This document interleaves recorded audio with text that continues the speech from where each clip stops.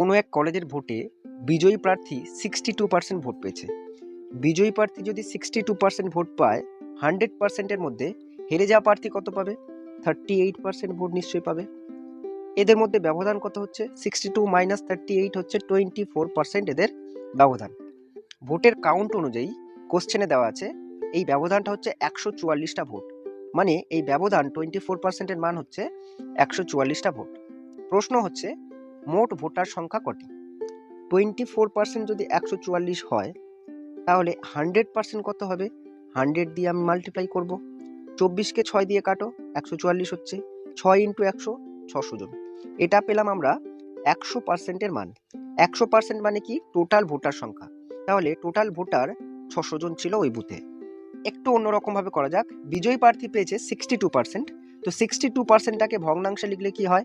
62/100 কেটে ছোট করলে 31/50।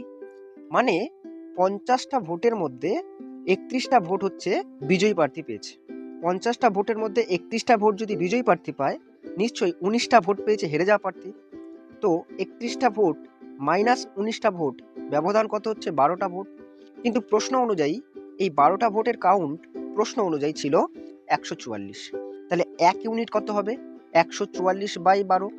আমাদের বার করতে হবে টোটাল ভোটার সংখ্যা, মানে এই 50 ইউনিটের মানটা কত সেটা বার করতে হবে। এটাই তো টোটাল ভোট। তো 50 ইউনিট বার করার জন্য ইউনিটারি মেথডে আমি কি করব? 144/12 যেমন আছে থাকবে, 50টা কি হবে? গুণ হয়ে যাবে। 12 12 144, 12 আর 50 গুণ করলে 600। মানে টোটাল ভোটার 600 জন ছিল। আশা করছি বিষয়টা বুঝতে পেরেছো। এরকম আরো ভিডিও পেতে আমাকে ফলো বা সাবস্ক্রাইব করে রাখতে পারো। ভিডিওটি দেখার জন্য অনেক ধন্যবাদ।